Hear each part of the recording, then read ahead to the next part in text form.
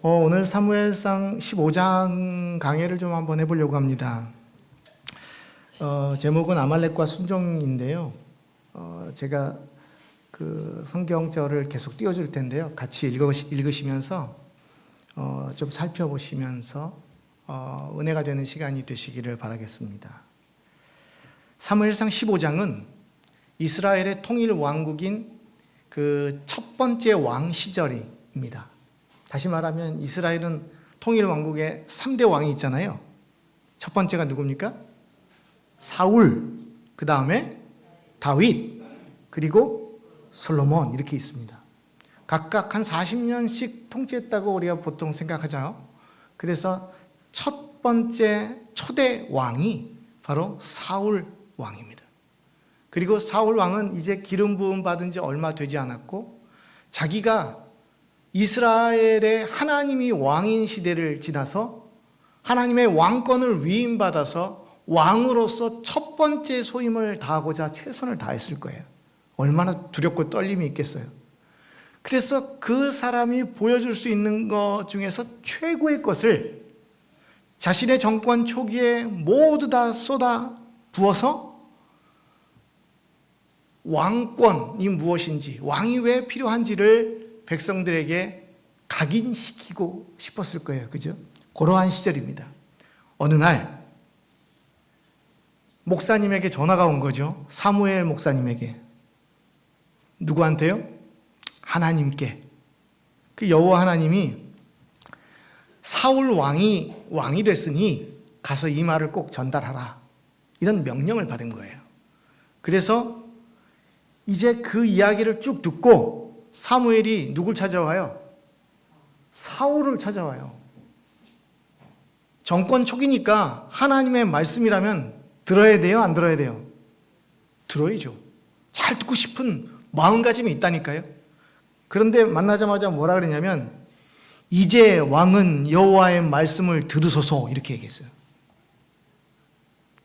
여러분들도 하나님 말씀을 잘 듣죠? 아니 듣긴 듣잖아요. 여기로 듣고 이쪽으로 나가는지는 모르겠지만 아무튼 들어요. 성경에 보면요. 믿음의 시작이 듣는 거예요.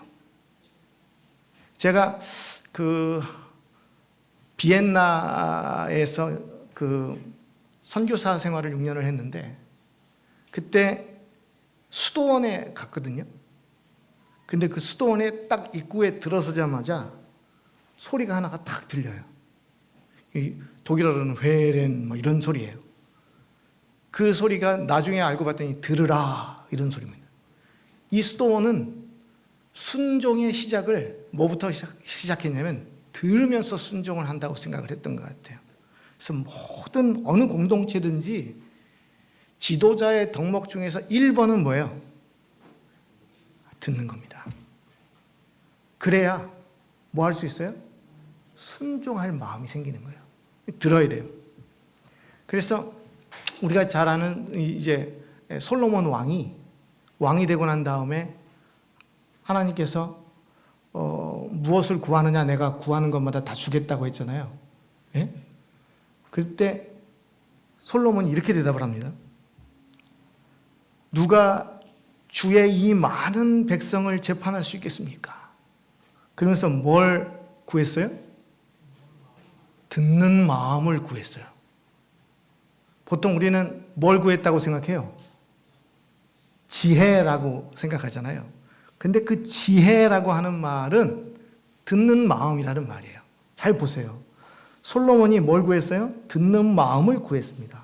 그랬더니 10절에 솔로몬이 이것을 구하며 그 말씀이 주의 마음에 들었단 말이에요. 그래서 하나님께서 그에게 축복을 주십니다. 그래서 지혜라고 하는 것을 주시는데 그 지혜는 어떤 지혜예요? 송사를 듣고 분별하는 지혜. 뭘 구했으니까요? 백성의 소리를 듣기를 원했어요. 누군가의 소리를 듣기를 원해서 백성의 마음을 잘 들을 수 있는 지혜를 줬어요. 그리고 난 다음에 요 대목이 딱 지나고 나면 성경에 뭐라고 그래요? 솔로몬의 재판이 나오잖아요. 누구의 마음을 읽은 거예요? 진짜 엄마의 마음을 읽은 거예요. 그래서 정확하게 판단할 수 있는 지혜를 받은 거죠. 그래서 지혜는 다른 말로 하면 뭐예요? 또 듣는 마음이에요. 그래서 리더 중에서 제일 필요한 마음이 바로 이 듣는 마음이라고 하는 사실입니다. 성경에 보면 2대 왕이었던 다윗의 시편에는 이렇게 되어 있습니다. 여호와여 나의 말에 귀를 기울이사 나의 심정을 헤아려 주소서. 누구 보고 들어달라는 얘기예요? 자신의 왕, 자신의 지도자였던 하나님께 자신의 마음을 좀 들어달라고 하는 기도예요. 그래서 하나님께서 그의 기도를 들으시고 어떻게 하셔요? 응답하시는 겁니다. 그래서 오늘 이 듣는 마음에 대한 이야기를 하는데, 이 듣는 마음은 잘 순종하는 연결고리가 되는 거예요. 자, 이제 본격적으로 사무엘상 15장 2절부터 좀 보자고요. 결국은 사무엘이 누굴 찾아갔어요? 사울을 찾아갔어요. 그리고 하나님의 말씀을 가지고 왔으니 너는 어떻게 하라고요? 잘 들으라고 이렇게 얘기해요. 그런데 사무엘이 사울에게 한 말은 이거예요. 만군의 여호와께서 내게 말씀하셨는데 이제 너에게 전달한다. 잘 들어. 옆에 아말렉 있지? 얘네들이 예전에 이스라엘에게 행한 일, 언제요? 이스라엘이 애굽에서 탈출할 때, 그때 출애굽할 때 애굽에 출애굽할 때 이스라엘에게 누가 한 일? 아말렉이 한 일을 누가 기억하고 있어요? 하나님께서 기억하고 계셔요. 그래서 그때의 마음을 하나님께서 가지고 지금 그 일을 가지고 사울에게 이야기를 하고 있는 중이에요. 그래서 내가 뒤끝이 있다. 그 뒤끝을 한번 해결해 보려고 하는데 지금 가서 아말렉을 쳐라 이거예요.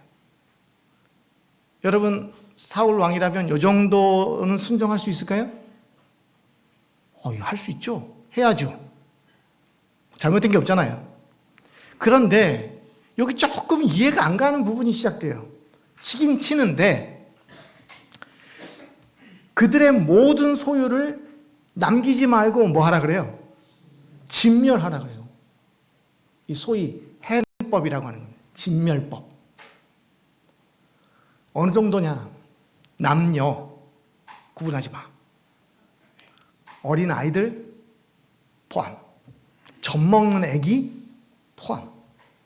그들이 가지고 있던 재산, 양, 낙타, 나귀, 모조리 아무것도 건들지 말고 그냥 다 어떻게 하라고요? 진멸하라고.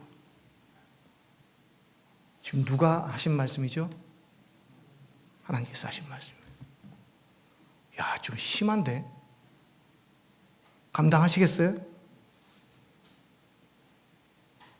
이게 쉽지가 않은 거예요. 근데 사울은 순종하기로 결심한 거예요. 그래서 백성들을 소집합니다. 나팔을 꽝 불어가지고 백성들을, 군대를 소집을 하죠. 그래서 모인 보병이 20만 명이에요. 대단한 겁니다. 그때 당시에 20만 명이면 거의 이렇게 밥숟가락 드는 남자들은 다 나온 거예요. 그리고 유다 사람 특별히 10,000명을 해서 21만 명이 아말렉과 전쟁을 하려고 나왔습니다. 거기다가 사울이 아말렉 성에 이르러서 골짜기에 사람들을 복병을 시켜요. 매복을 시키는 거예요. 이겼을까요? 졌을까요? 이 전쟁이 이겼을까요? 졌을까요? 그게 중요하지 않아요. 여기서는 이 전쟁이 이겼는지 안 이겼는지는 중요하지 않아요. 사울이 하나님의 말씀을 어떻게 순종했는지만 보시는 거예요.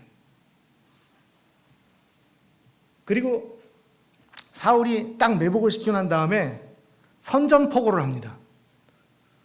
뭐 마이크 대고 했겠죠. 그 안에 아말렉 사람 말고 다 나와. 거기에 어떤 사람이 있었던 거예요? 겐 사람이 섞여 있다는 걸 아는 거죠. 그러니까 너희들하고는 감정 없으니까 지금 다 죽여야 되거든요. 그러니까 아말렉 사람 빼고 다 나와. 그러니까 겐 사람은 아말렉 사람 중에서 어떻게 했어요? 무서우니까 떠나갔겠죠. 거기에는 이제 아말렉 사람만 나왔어요. 그리고 사울이 공격 개시. 그래서 8절에 보면 아말렉 사람 왕 아각을 사로잡았습니다. 그리고 칼날로 그 모든 백성을 진멸해요. 훌륭하죠? 그런데 여러분 잘 아시다시피 이제부터가 문제가 됩니다. 사울과 백성이 아각과 그의 양과 소의 가장 좋은 것은, 또 기름진 것과 어린 양과 모든 좋은 것은 따로 뺐어요. 뭐 하라 그랬는데요? 진멸하라 그랬는데, 이거 진멸하기를 즐겨하지 아니하거든. 왜요? 가치가 있는 거예요. 누가 보기에 가치가 있는 거예요? 사람인들이 보기에 가치가 있는 거예요. 누가 봐도. 하나님은 아니고요. 사울이 보기에는 이것은 정말 가치 있는 일이에요. 그리고 순종하는 모양을 보여주기 위하여 가치 없는 것, 누구 기준으로요? 사울과 그의 백성들의 기준으로는 하찮은 것은 다 진멸해버렸어요. 돈 되는 것만 남기고 다 죽인 거예요. 하나님이 뒤끝이 있으신 분인데 그 말씀에 전적으로 순종하지 않고 적당히 순종하는 것은 불순종에 해당된다는 걸 저와 여러분에게 오늘 강력하게 얘기하는 거예요. 대충 모양을 각을 잡아가지고 순종할 정도의 모습만 보여가지고는 그거는 불순종이에요. 하나님 대단히 화나셨습니다. 여기 뭐냐 그러냐면 여호와의 말씀이 다시 사무엘에게 내려가요. 그리고 뭐라 그래요? 사울을 왕으로 세운 것을 뭐 한다고요? 후회한다고 그랬어요. 이게 되게 어려운 말이죠. 하나님도 후회하시나요? 하나님이 후회하실 수 있나요? 후회할 수도 없죠. 이거는 성경 말씀이 잘못 베꼈든지 하나님이 잘못됐든지 할 거예요. 그래서 이럴 때 성경 말씀을 이해하는 것은 고지 곧대로 이해하는 게 아니라 하나님의 마음을 읽자는 거예요. 하나님의 마음이 너무 아픈 거예요. 그것을 사람들에게 표현한 거잖아요. 그 엄마가 너 이놈의 새끼 집 나가. 다시는 들어오지 마. 이렇게 하면 집 나가라는 얘기예요? 잘못했다는 얘기죠. 그러니까 그런 느낌인 거죠. 그래서 이 이야기를 사무엘 목사님이 딱 듣고 다음날 아침에 일어나가지고 누구한테 가야 돼요? 사울 왕을 만나야 되는데 이거 여간 부담스러운 게 아니에요. 이거 그 수석 장로님이 싫어하는 말을 담임 목사님이 가서 전달하는 거 쉽지 않잖아요. 그죠? 그래서 사무엘이 밤새 잠을 못 자고 근심해서 온 밤을 여호와께 어떡합니까? 갑니까? 맙니까? 이거 기도한 거예요. 그리고 누굴 만나요? 사울을 만나요. 여기까지 잘 따라오고 계시죠? 예. 아침에 일찍 일어났어요. 어떤 사람이 사무엘에게 이렇게 사무엘 어디 갔냐고 물어보니까 갈멜에 갔대요. 그 사무엘이 갈멜에 갔다. 그래가지고 가보니까 사울이 지금 뭐 하고 있냐면 사울이 갈멜에 이르러서 자기를 위하여 기념비를 세우고 있대요. 누구 지금 화나는 건지 모르죠, 지금요, 사울은. 왜냐하면 지금 전쟁에서 승리해가지고 아각 때려잡고 좋은 거 싹 뺐는데 모르시겠지? 이렇게 하고 그 다음에 이제 하나님의 말씀에 순종했고 자기가 왕 다움을 백성들에게 다 보여주잖아요. 그래서 이제 승전 기념비를 딱 세운 거예요. 사울 왕 첫 승리 기념비 이렇게 가죠. 기가 막힌 일이죠. 그래서 결국은 사울과 사무엘이 만납니다. 사울이 사무엘을 딱 만난 다음에 그 표정을 잘 상상을 하셔야 돼요. 지금 자기는 칭찬받을 줄 알고 있거든요. 당신은 여호와께 복을 받으소서 이렇게 얘기를 해요. 그러면서 뭐라 그래요? 내가 여호와의 명령을 행하였나이다. 그러니 저 칭찬해 주세요. 이렇게 얘기합니다. 그때 14절에 보면 사무엘이 그러면 여기서부터 화가 단단히 났죠. 목소리가 힘이 달라요. 지금 내 귀에 들리는 저 양의 소리와 내게 들리는 저 소의 소리는 어떻게 된 건지 설명해봐. 가슴이 철렁. 이게 사울의 느낌입니다. 사울이 안절부절 못하는 표정이죠. 무리가는 여기서 누굽니까? 이스라엘 백성들, 전쟁에 나갔던 백성들이 아말렉 사람에게서 끌고 온 것인데 그 사람은 누구예요? 자기 백성이에요. 근데 3인칭으로 말아요. 갑자기. 무리가. 그리고 백성이 당신의 하나님께, 당신의 하나님은 지금 당신은 누구예요? 사무엘 당신의 하나님. 그럼 지금 자신의 하나님은 안 계신 거죠? 제사하려고 양들과 소들 중에서 가장 기름진 것들만 골랐습니다. 이렇게 임기응변으로 넘어가려고 했던 거죠. 그리고 나머지는 다 진멸하였습니다. 그래서요, 어디서 많이 보던 그림이잖아요, 이게. 아담과 하와가 에덴 동산에서 살다가 하와가 선악과를 먹고 그리고 선악과를 누구에게 준 거예요? 사랑하는 남편인 아담에게 줘서 먹으라고 하잖아요. 아담은 너무 잘 알죠. 이거 먹으면 안 되는데, 불순종인데. 그런데 야, 그래도 사나이니까 먹었잖아요. 그리고 난 다음에 하나님께서 찾으시죠. 너 어디 있냐? 내가 부끄러워서 숨었습니다. 그런 얘기를 하면서 아담이 한 얘기가 이거예요. 너 왜 그런 일을 했냐? 하나님께서 저에게 주신 저 여자가 나에게 뭘 줬어요? 그 선악과를 줬기 때문에. 누구 잘못이에요? 그 여자 만든 하나님 잘못 아니겠어요? 이게 핑계잖아요. 죄라고 하는 상황이 딱 있을 때 나라고 하는 사람이 떠올라서 1인칭으로 딱 가면 회개에 이르기가 쉽습니다. 근데 죄라고 하는 상황 가운데서 3인칭으로 가서 당신이라고 하는 게 떠오르기 시작하면 그 대부분 다 뭐예요? 핑계예요.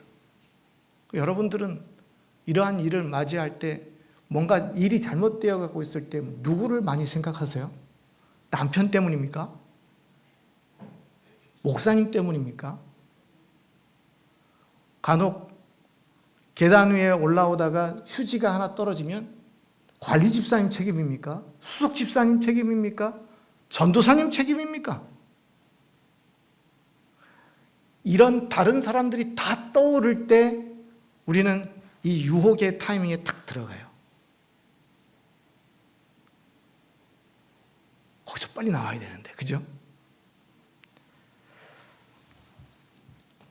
여기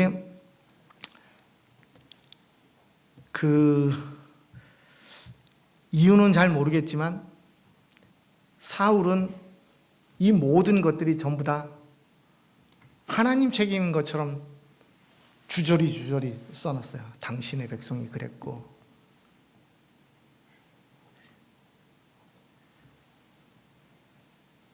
그러면서 사울이 사무엘과 다시 대화를 나누기 시작합니다. 어찌하여 왕이 여호와의 목소리를 뭐하지 않아요?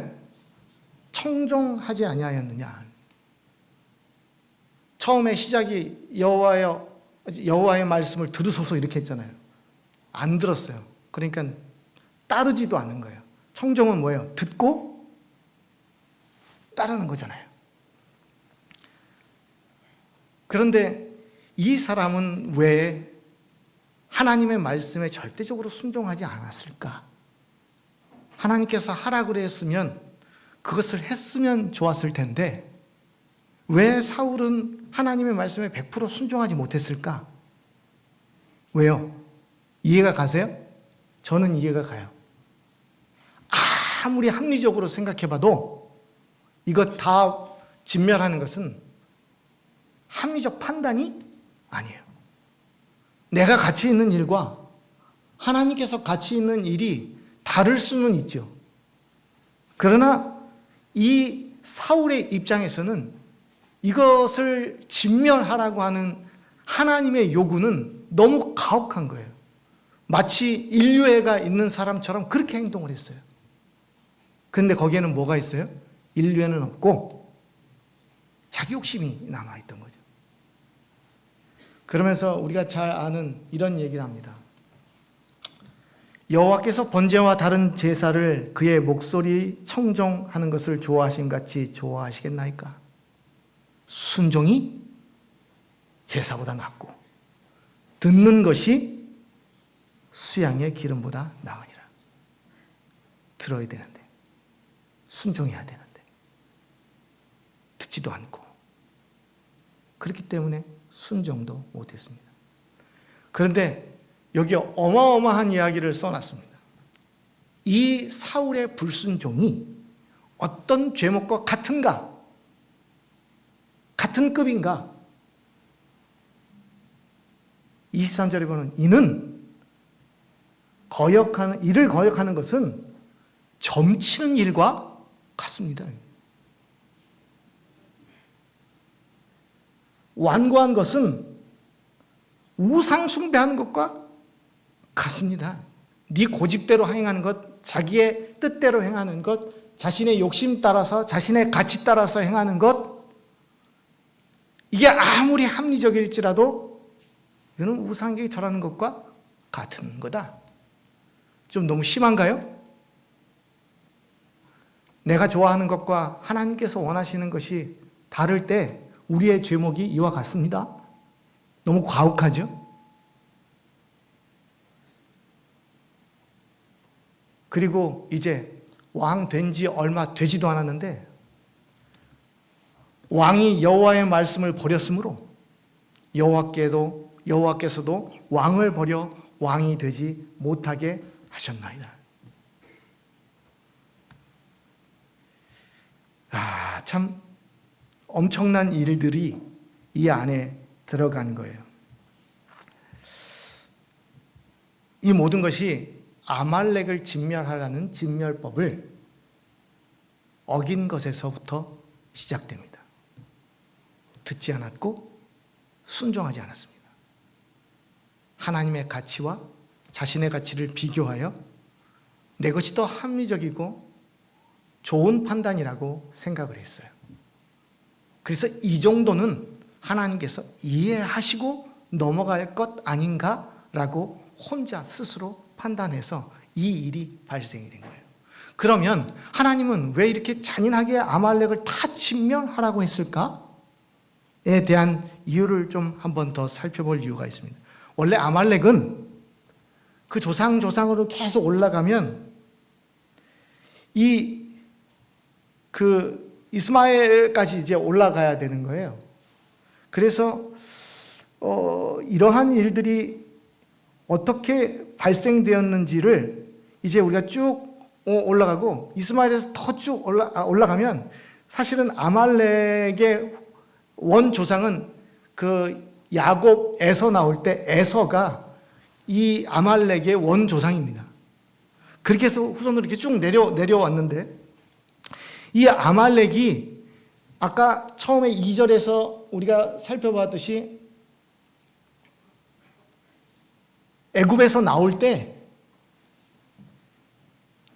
길을 좀 비켜줘야 되는데 뭐 했어요? 비켜주지 않았습니다. 도움을 안 주고 이스라엘 백성들을 계속해서 괴롭힌 일들이 발단의 시작이에요. 그리고 난 다음에 아말렉이 애굽에서 나온 일과 그리고 그 이후에도 계속해서 문제가 발생이 되는데 어떤 일이 있었는가 하면 홍해를 건너고 난 다음에 아말렉과 르비딤에서 이렇게 전쟁을 하는 모습이 이렇게 쭉 나오는데 모세와 여호수아가 이렇게 나오는 사건, 우리가 출애굽기 17장에 나오는 사건입니다. 여기에 보면 뭐라고 되어 있는가 하면 그때 아말렉이 와서 이스라엘과 르비딤에서 어떻게 해요? 싸우니라 이렇게 얘기하고 모세가 여호수아에게 이르되 우리를 위하여 사람을 택하여 나가서 아말렉과 싸우자 이렇게 얘기를 해요. 결국은 피해주지 않았기 때문에 전쟁이 일어났고 내가 내일 하나님의 지팡이를 잡고 손을 높이 들어서 산꼭대기에 가서 손을 들면 어떻게 해요?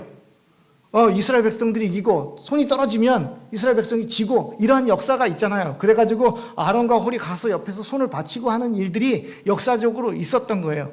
그런데 이 일이 끝나고 난 다음에 모세가 손을 들면 이기고 뭐 지고 하는 일이 있고 난 다음에 이제 결국은 다 이기고 난 다음에 17장 15절 16절에 보면 이런 얘기가 있습니다. 모세가 아말렉을 다 무찌르고 제단을 쌓고 그 이름을 뭐라고 불렀어요? 여호와 니시라고 불렀어요.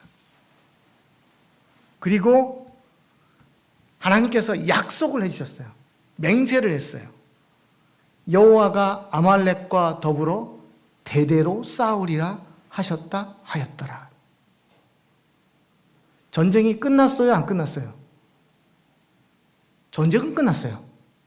그런데 약속을 해주셨어요. 무슨 약속을 해주셨어요? 아말렉과 대대로 싸우겠다고 약속을 해주셨어요. 아말렉을 다 물리치고 모세가 승리를 했단 말이에요.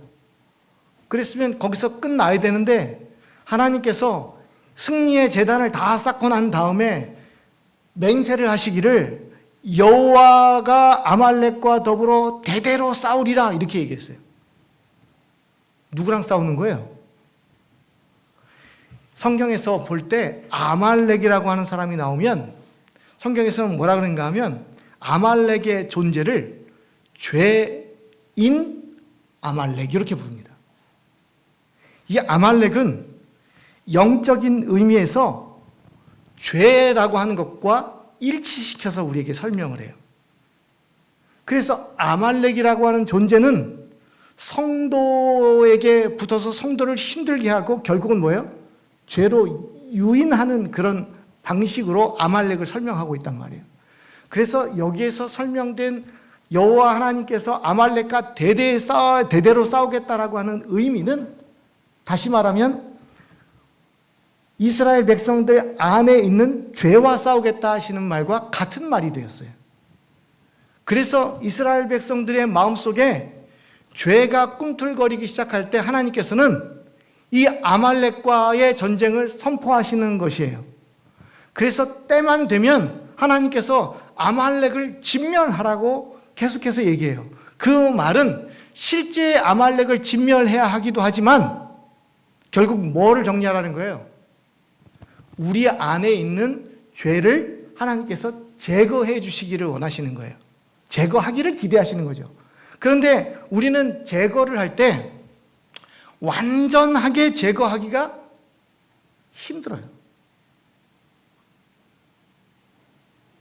조금 낫다 싶으면 약을 먹지 않습니다.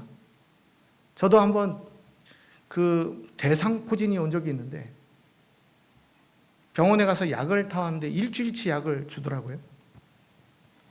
몇 번을 얘기를 해요. 의사분도 얘기하시고 약사분도 얘기하셔요. 이 약은 다 드셔야 됩니다. 좋아졌다고 중간에 끊으시면 안 됩니다. 다 드셔야 됩니다. 그 이야기를 수차례 중복해서 들었어요. 그래서 그 약을 끝까지 다 먹었어요. 먹을 수밖에 없어요. 다 낫지도 않더라고요. 이 이야기는 우리 안에 죄악들이 계속해서 꿈틀거리고 살아나요. 완전한 순종이 얼마나 어려운가를 보여줘요. 그리고 이 순종을 하나님께서는 매번 사울처럼 시험하십니다. 그리고 우리는 매번 그 아말렉과의 전쟁에서 적당한 선을 유지하는 것이 합리적 선택이라고 생각을 해요. 완전하게 진멸하는 것은 무리하다고 생각합니다. 그래서 우리는 적당한 타협을 하는 데 익숙해져 있어요.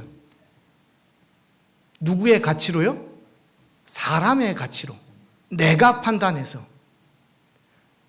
하나님은 이러한 모든 우리의 죄악들을 제거하시기를 원하시면서 내가 이것이 어렵다고 하는 사실도 아니, 내가 한 번 도와주고 두 번 도와주고 세 번 도와줄 문제가 아니라 이 아말렉과는 언제까지요? 대대로 이 싸움에서 승리할 수 있도록 돕겠다라고 더불어 대대로 싸우리라 이렇게 했어요. 그러니 우리는 이 말씀에 의지하여 우리의 삶의 무거운 죄, 가벼운 죄를 망라하고 하나님의 말씀을 들어 우리가 듣고 싶은 말만 듣고 듣기 싫은 말은 흘려보내는 것이 아니라 나를 변화시키는 노력을 계속해서 해야 된다는 거예요. 이것이 바로 영적인 전쟁이고 대대에 이어질 아말렉과의 전쟁이에요. 이 상징적인 이야기를 그리기 위하여 성경은 몇 차례에 걸쳐서 아말렉과의 전쟁을 계속해서 우리한테 얘기합니다. 모세에게도 아말렉을 이야기하고 사무엘 시대에 와서 사울에게도 아말렉과의 전쟁을 이야기하면서 이 전쟁이 대단히 중요한 전쟁이고 대대에 있을 전쟁이라고 하는 것을 다시 한번 강조하여 설명하고 있는 거예요. 그런데 우리는 너무 쉽게 잊고 너무 쉽게 이 일을 생각합니다. 그래서 세상의 기준과 나의 기준과 하나님의 기준이 혼재되어 있는 이 시대에 하나님의 말씀의 청종이 아니라 내 생각이 자꾸 안에서 되살아나요. 이거는 아니지 않나? 그런데 이 순종이 우리가 드리는 어떠한 제사보다도 앞서 있다고 하는 것을 사울을 통해서 다시 한번 이야기를 해줍니다. 아무리 훌륭한 예식이 있다 할지라도 우리는 우리의 가치를 굽히고 하나님의 말씀을 순종하는 훈련, 이것이 끝나지 않는 대대의 싸움일지라도 하나님께서 우리와 함께 하시겠다라고 약속해 주신 거예요. 그래서 여러분과 저의 마음속에 진멸이 쉽진 않겠죠. 그죠? 우리의 오름이 하나님의 오름과 자꾸 비교하고 맞춰보고 조율하고 그리하여 우리가 얼만큼 하나님의 것과 우리의 생각이 다른지를 자꾸 발견해야 됩니다. 그래서 내가 하나님께서 우리에게 주신 말씀과 얼마나 다른지를 매주 와서 확인하셔야 돼요. 매일 말씀을 보면서 확인하셔서 그것을 맞춰가는 훈련, 언제까지요? 예수 그리스도께서 오실 때까지 이 끝나지 않는 싸움을 계속해서 하는 거예요. 그래서 사도 바울은 나는 날마다 죽노라 라고 고백합니다. 죽는다는 것이 바로 진멸입니다. 형제들아, 내가 그리스도 예수 우리 주 안에서 가진 바 너희에 대한 나의 자랑을 두고 단언하노니 나는 날마다 죽노라.